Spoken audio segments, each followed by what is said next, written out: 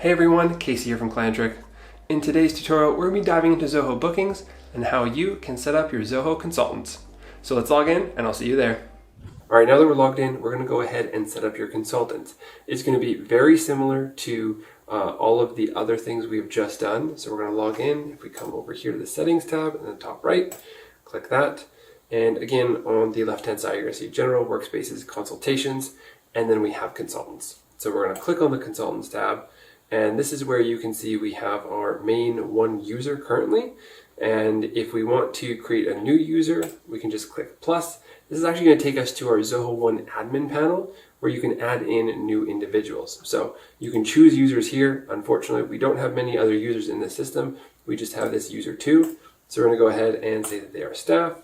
And we're going to give them access to all 3 of these services. And we're going to assign.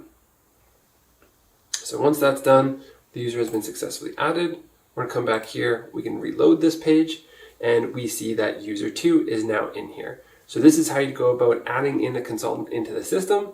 And then in addition to everything we've just done, we can go through all this stuff here, which is individualized for a specific user.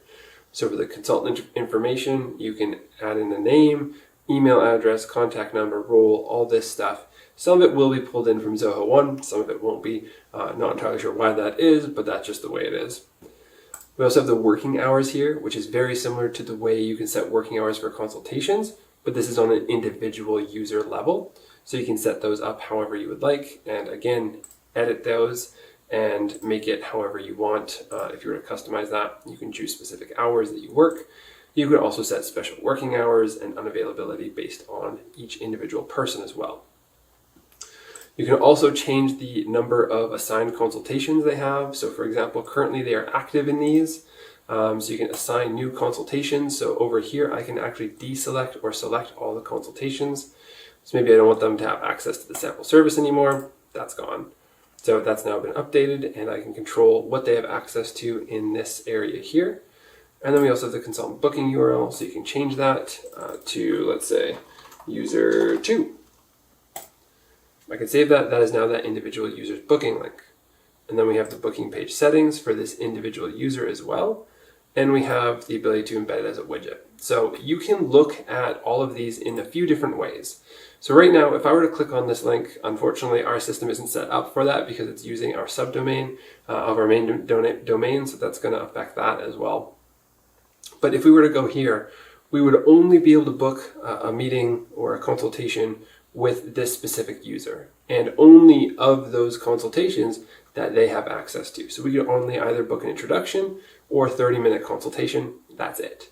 However, if we wanted to go over and click on the 30-minute consultation booking link, you're going to see user 1, you're going to see user 2, you're going to see whoever is assigned to it, or you may not even see any if you've chosen the randomly assigned bookings generator. So that is it for the consultants. Again, it's relatively straightforward. It's the same as everything else we've done so far. There's a few less options.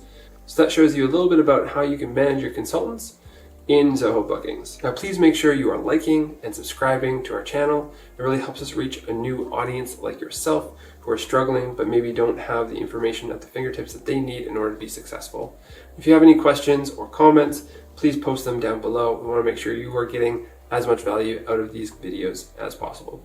So that's it for now. I'll see you in the next one.